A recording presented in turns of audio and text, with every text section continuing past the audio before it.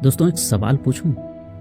सच बताना, क्या तुम आज भी वो बातें याद रखते हो जो किसी ने सालों पहले तुमसे कही थी?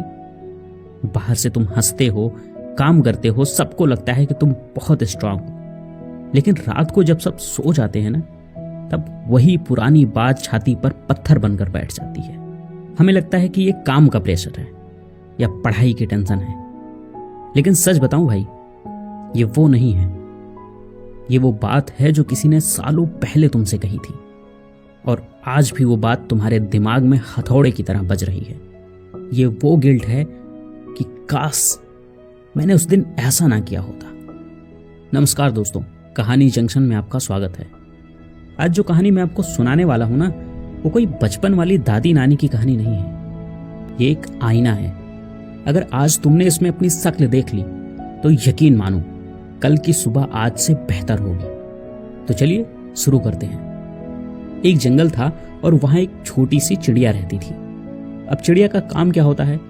उड़ना, चहकना, मस्त रहना। लेकिन इस चिड़िया को एक अजीब सी सनक थी। इसे चीजें इकट्ठा करने की बीमारी थी। लेकिन ये तिनके या दाने इकट्ठा नहीं करती थी, ये यादें जमा करती थी। और यादों के नाम पर क्या? कंकड़ पत्थर। इसका लॉजिक बड़ा अजीब था।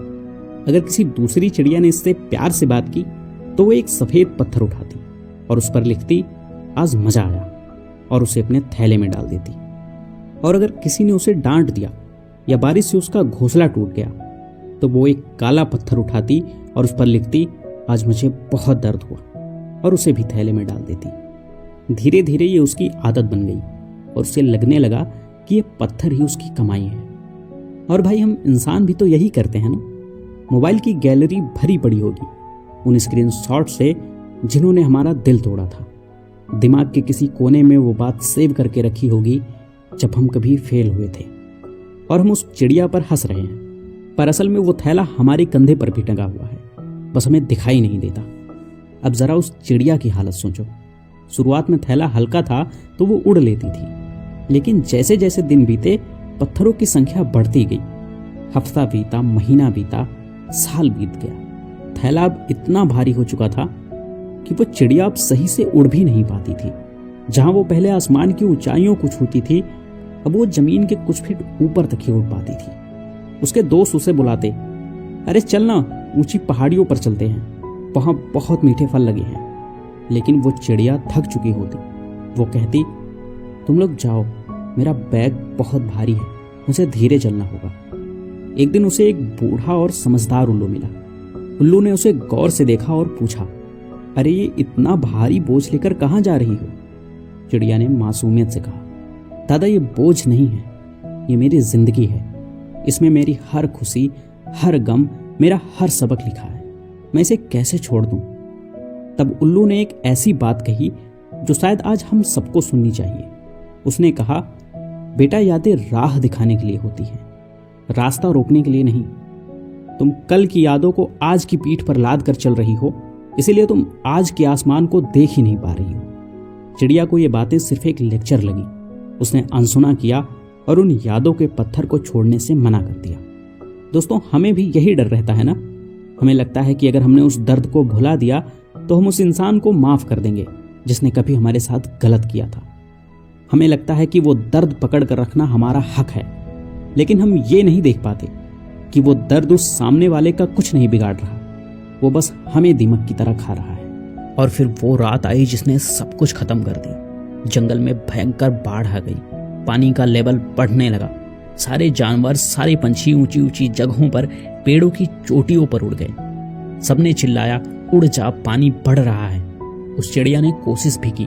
उसने अपने नन्हे पंख फड़फड़ाए, वो थोड़ी ऊपर उठी, लेकिन वो थैला, उसमें रखे वो ताने, वो पुरानी बातें, वो दर्द वाले पत्थर इतने भारी थे कि उन्होंने उसे वापस पानी में खींच लिया। पानी उसकी गर्दन तक आ गया था। उसके पास अब भी मौका था कि वो थैले की डोरी काट दे और आसमान की ओर उड़ जाए, लेकिन अंत तक, आखिरी सांस तक उसे अपने पत्थरों से इतना मोह था कि उसने थैला नहीं छोड़ा। और फिर एक जोरदार लहर आई और सब खत्म हो गया। वो चिड़िया डूब गई, पानी के नीचे नहीं, अपनी यादों के बोझ के नीचे दबकर मर गई। दोस्तों, जानते हो सबसे कड़वा सच क्या है? उस थैले में जो पत्थर थे, बाढ़ के पानी से उन्हें कोई फर्क नहीं पड़ा। वो पत्थर आज भी वहीं कहीं कीचड़ में पड़े होंगे। बस वो चिड़िया नहीं रही जो उन्हें जान से ज्यादा चाहती थी।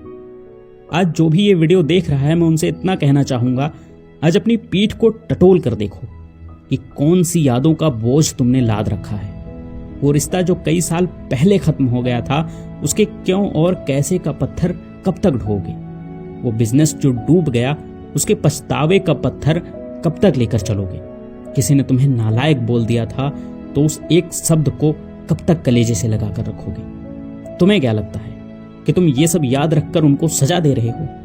नहीं यार, तुम खुद को सजा दे रहे हो। तुम उड़ना चाहते हो, आगे बढ़ना चाहते हो, तुम दुनिया जीतना चाहते हो, लेकिन तुम्हारे पैर उस पुराने कीचड़ में फंसे हुए हैं। माफ कर दो यार, इसलिए नहीं कि वो अच्छे थे, बल्कि इसलिए क्योंकि तुम्हें अब उन यादों के बोझ से हल्का होना है। अगर आज इस वीडियो ने तुम्हारे दिल के किसी कोने को छुआ है, अगर तुम्हें लगा है कि हाँ यार, बात तो पते की है, तो मुझे कमेंट में कोई लंबा चौड़ा ज्ञान नहीं चाहिए। बस इतना लिख देना, यस आई एम रेडी, हाँ मैं तैयार हूं, ताकि मुझे पता चले कि मेरी मेहनत बेकार नहीं गई है। और दोस्तों, एक छोटी सी बात और, आज हमने बोझ उतारना तो सीख लिया, लेकिन इसके बाद आसमान में ऊंची उड़ान कैसे भरनी है, अगर ये देखना चाहते हो तो मेरे पसंदीदा कहानीकार सुधांशु राय सर की नई वीडियो जरूर देखना। उन्होंने साक्षी मलिक की वो अनसुनी कहानी सुनाई है जो आपके रोंगटे खड़े कर देगी, कि कैसे एक बेटी ने समाज की सोच को हराकर ओलंपिक में मेडल जीता। वो देखना बहुत जबरदस्त है। उस वीडियो का लिंक मैंने डिस्क्रिप्शन में दे दिया है। इस वीडियो के बाद उसे जरूर देखना। और अगर वीडियो आपको पसंद आई हो तो इस वीडियो को लाइक करना, अपने दोस्तों के साथ शेयर करना और कहानी जंक्शन को सब्सक्राइब करना मत भूलना, क्योंकि यहाँ हम सिर्फ कहानियां नहीं सुनाते, यहाँ हम सोए हुए जज्बातों को जगाते हैं। मिलते हैं अगले वीडियो में, तब तक के लिए उड़ते रहो और बोझ कम रखो। जय हिंद।